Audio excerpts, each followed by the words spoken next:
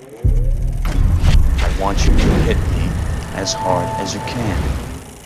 Recently, I've been revisiting the various movies featuring DC Comics characters.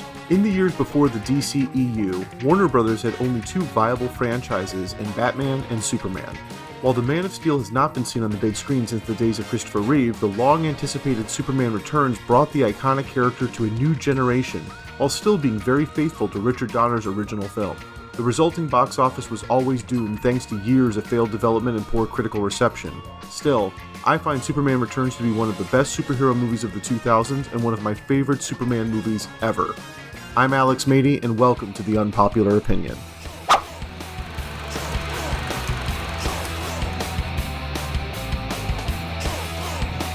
Yes, I'm the same guy who hated the Avengers, and I love Superman Returns. Begin the onslaught of derision and spite. Bring it on!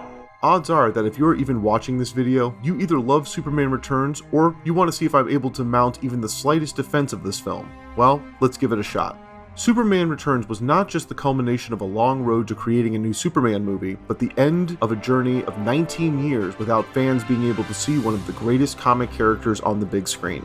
Multiple filmmakers from Mick G and Tim Burton to Kevin Smith and J.J. Abrams had tried to write or direct a new Superman movie to no avail. It was not until Bryan Singer finished working on the first two X-Men movies that it became a reality. Now, I have to pause here and take a moment to address the elephants in the room. In recent years, both Bryan Singer and Kevin Spacey have fallen out of the limelight due to accusations of horrible behavior. I am not here to pass judgment on either of them, even if I have very strong opinions about their actions. This video is about Superman Returns, and I'll try to stay on topic. Most of the superhero series that have made their way to the big screen have not had a level of visual consistency as directors left and new filmmakers came on board. Until the Marvel Cinematic Universe at Disney, when a new person came on board, the entire vision of a hero switched. Think Joel Schumacher versus Tim Burton or Sam Raimi versus Mark Webb. Back in the Richard Donner days, when Richard Lester took over, he worked with what Donner had already created on Superman 2 before veering off into ridiculousness with Superman 3. Don't even get me started on Superman 4. Bryan Singer decided to keep his Superman as close to the classic Donner version as possible, both as homage and a long-awaited reintroduction. Superman is an icon, but many feel his place in modern society is no longer what it was back in the 1940s. Back then, like Captain America, Superman represented the American way: life, liberty, and the pursuit of happiness. As times grew more cynical and dark, heroes like Batman and the Punisher became representations of what the fans wanted. No matter how many times they tried to change him, Superman has always represented pure good. Singer's film retains that throwback to the 1940s feel that Donner's film had. So, when you watch Superman Returns, it feels like you're seeing the equivalent of what we would have seen if Richard Donner had made Superman 3 his own way, right down to the inclusion of John Williams' iconic themes. It is a direct continuation that doesn't feel like it had a 26-year gap in between movies. Singer was even able to bring back Marlon Brando from the dead for one final role. Now that is movie magic at its finest. Brandon Routh feels like the reincarnation of Christopher Reeve here. You see him on screen and you almost feel like it's the same hero from your childhood. Everything from his mannerisms as Clark Kent to the clothing and glasses feel like it was saved from the first movie. Routh at first feels like he is doing an imitation of Reeve, but as you continue to watch the movie, you begin to see that his performance is a balance of respecting Reeve's portrayal and the uniform he fills, while also giving his own spin on the part. Routh has not exactly had a stellar post-Superman Returns career, but he also has not allowed the part to typecast him. Nice!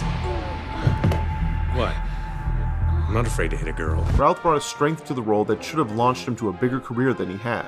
It was nice to see Routh, who had found a home recently on the CW's Arrowverse of shows, especially Legends of Tomorrow, play Superman one more time in their recent Crisis on Infinite Earths crossover event. Many people had issues with Kate Bosworth in this film as Lois Lane. Sure, she was a little bit shrill for the part, and her voice was grating and annoying. Plus, she looked kinda dowdy. Oh wait, I'm thinking of Margot Kidder. What was so bad about Bosworth? She may not have looked like the traditional Lois, but she carried herself as the stronger, more modern version of the part that fits with today's world. Bosworth also paved the way for Amy Adams' turn as Lois in Man of Steel, and carried Kidder's tradition of a strong reporter who just happens to be female. Adding in their son, Jason Kent, is my biggest issue with this movie. I liked that James Marsden's character of Richard White adds an emotional challenge to the film, since Superman has not really had any competition for Lois on the big screen. But while a romantic foil for Superman works, the kid felt a little forced. I was dreading the moment he would display the same powers as his father, but when it finally happened, I was actually okay with it. It's a lot like Joseph Gordon-Levitt's John Blake being revealed to be Robin in The Dark Knight Rises. Sure, I could have done without it, but it does not ruin the movie for me. Now, let's talk about the absolute best casting in the entire movie. Kevin Spacey as Lex Luthor. From the moment I saw Seven, I knew Kevin Spacey was destined to be Lex. The diabolical eyes, the undercurrent of insanity, and a great yelling voice. Not to mention phenomenal acting chops.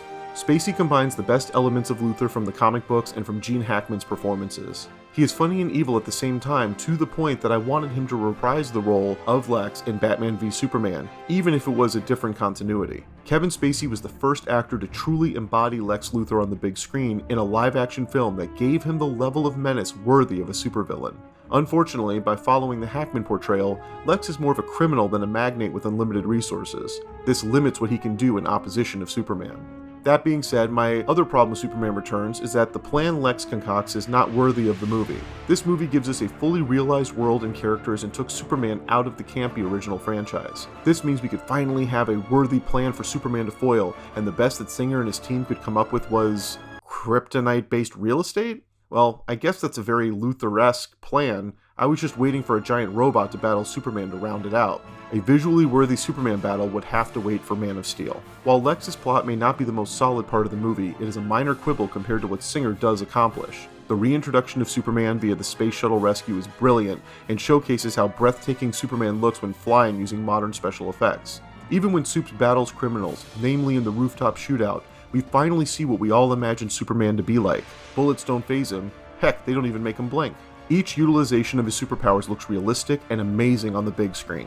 If I were to pick out one Superman movie to watch from the original franchise, I would grab the first 1978 film. If I were to follow it up, I'd go with Superman Returns. As much as I love the battle with General Zod from Superman 2, that movie feels muddled. Superman Returns is a complete film.